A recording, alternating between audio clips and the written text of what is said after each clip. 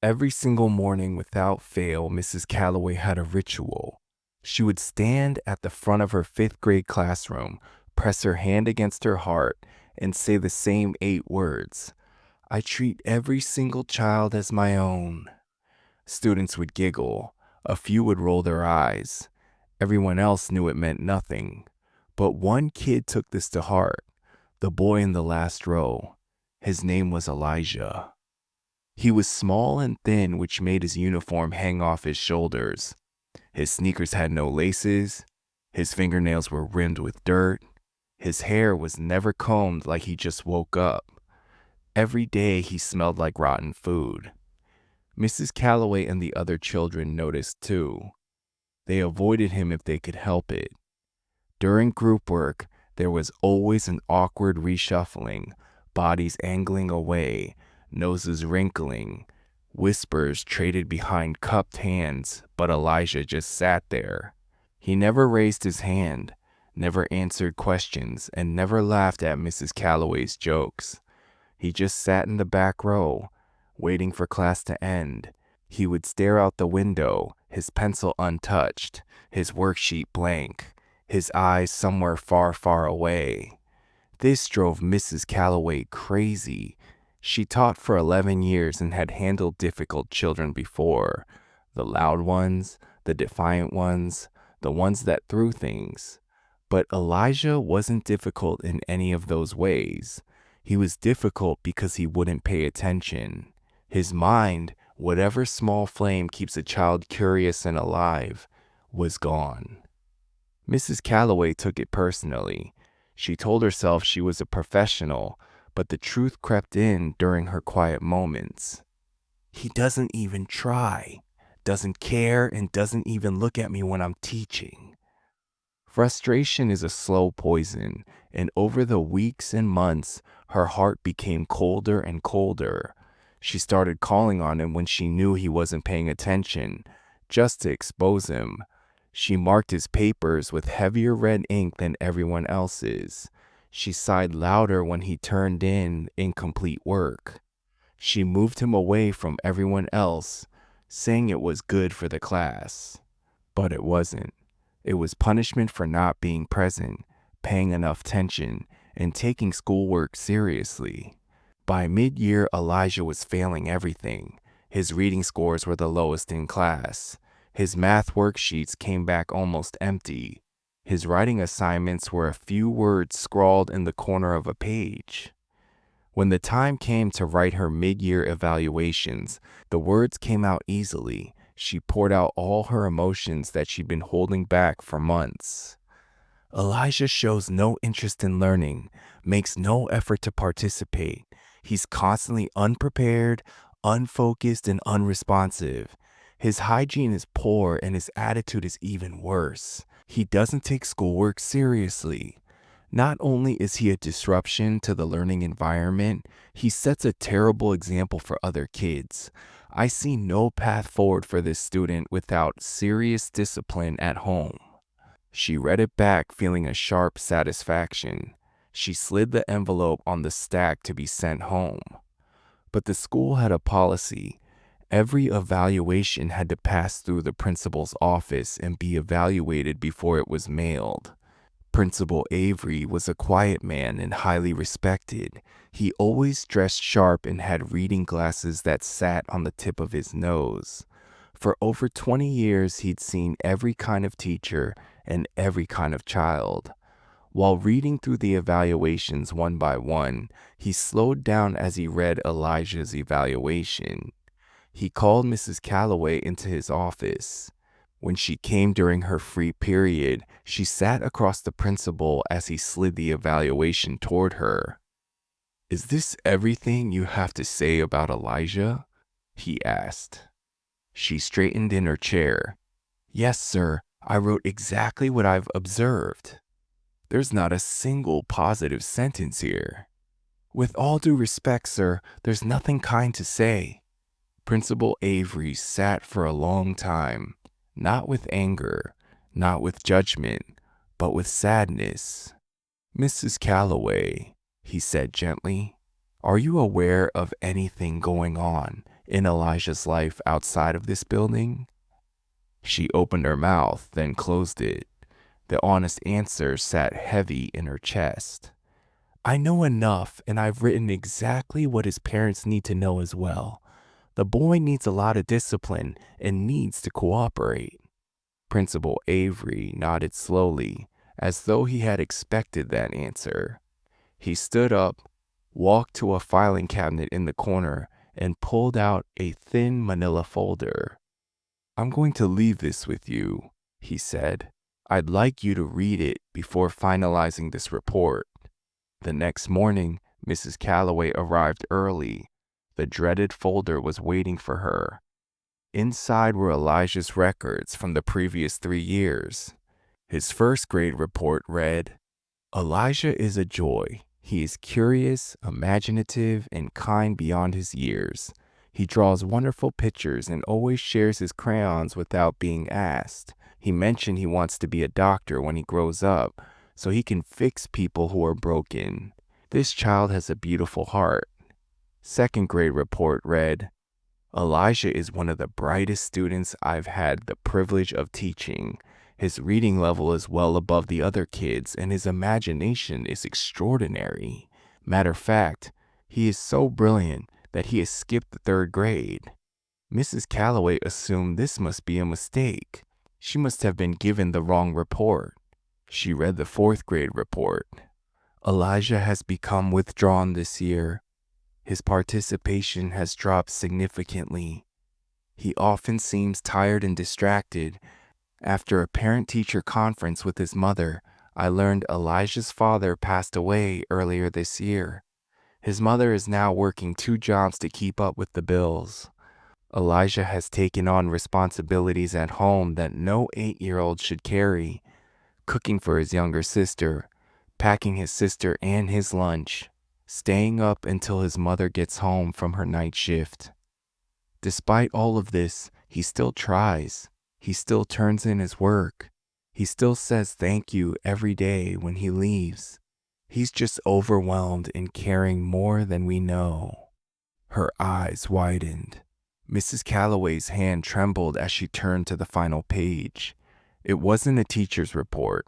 It was a letter, official from the school counselor. It is my regret to inform you, with deep sorrow, that on March 14th, Elijah's mother, Miss Diane Watts, has passed away with late-stage pancreatic cancer. Her 18-hour shifts had taken a toll on her body, and she had been hiding this diagnosis for over a year, continuing to work despite the pain, determined to provide for her children as long as she could. She was 31 years old. Elijah and his younger sister, Rose, have been placed in the care of their maternal grandmother, Miss Loretta Watts, age 73, who lives on food stamps and government housing. I urge every teacher who works with Elijah going forward to understand. This is not a child who has given up. He just doesn't know how to process what's happened. Mrs. Calloway closed the folder, trembling. She sat very still for a long time, feeling guilt. The classroom was empty. The hallway was quiet. The morning sun came through the window and fell across her desk. And then the tears came. Tears of shame, regret, and the terrible knowledge of the impact you made sits with you. The principal knew all along, but held his tongue. She had mocked this child in front of the class many times, resented him for being dirty, his odor, being silent, being absent, and all along he was grieving. Yet he walked in her classroom with perfect attendance in the back row. He bothered no one and asked for nothing, and that's exactly what she gave him, nothing. She thought of all the times she embarrassed him, the sighs, the red ink, the cold words written so easily and satisfyingly in that evaluation. At 8:15, the students began to file in. Mrs. Calloway was standing at the front of the room, as she always did. Her eyes were red. The children took their seats, and then Mrs. Calloway pressed her hand to her heart. I treat every single child as my own, she said, but this time she meant it. It caught Elijah's gaze, the way a person knows when your words are sincere. I will treat you like my own child. From that day forward, everything changed. Not the way it happens in movies where a moment rewrites everything. Mrs. Calloway started arriving early to set breakfast for Elijah. A muffin, a juice box, sometimes a banana. She never made it a big deal. She sat beside him during reading time. She brought him books, sketch pads, and all the school supplies he needed. She stayed after school 3 days a week to tutor Elijah, not just in academics, but in everything. She taught him how to organize his backpack. She taught him how to ask for help. She taught him that it was okay to not be okay. And slowly, like a plant turning towards light, Elijah began to participate. His worksheet started coming back with answers, then entire stories told in pictures. Stories about a boy who could fly, who soared above the clouds to a place where his mother was waiting, and she would hold him. Mrs. Calloway nearly burst into tears in front of the class. She kept every single story. When it was time for the state exams in May, Elijah Watts had scored highest in the class. Mrs. Calloway didn't say anything. She just stood in the back of the hallway, pressing her hand against her mouth, tears streaming down her face, while the other teachers offered their congratulations.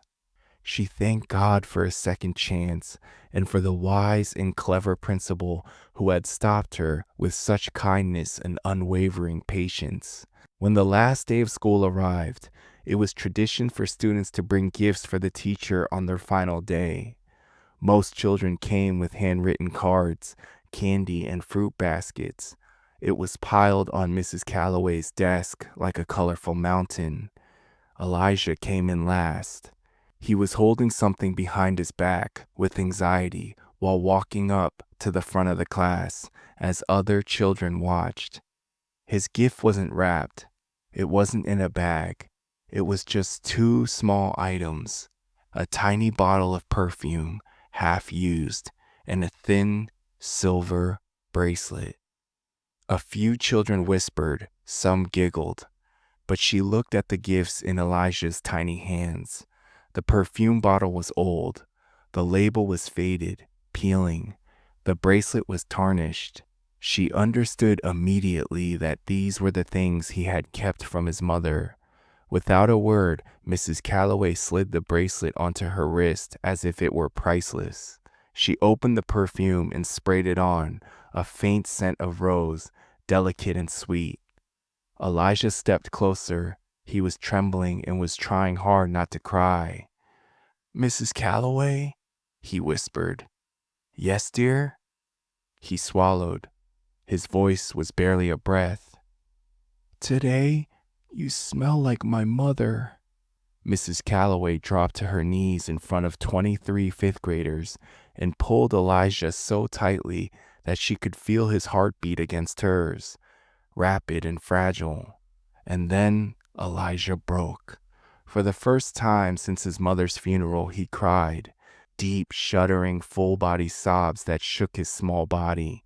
He buried his face in her shoulder and held on. Mrs. Calloway pressed her cheek against the top of his uncombed hair and rocked him. "You listen to me, Elijah Watts. You are brilliant, an extraordinary young man. You are going to do incredible things, and no matter where you go, no matter how far, I will always treat you like my own child. Do you hear me? Always." Around them, the classroom went completely still. 23 children sat frozen in their seats. Some of them were crying too. "Your mother would be so proud of you, Elijah." "She sent me you," he said. "I know she did." Later that night, she finally understood the truth that had taken her a lifetime to learn. Understanding and love can heal wounds, and that's what makes people remember you. That every child who is hard to love is asking to be loved the hardest.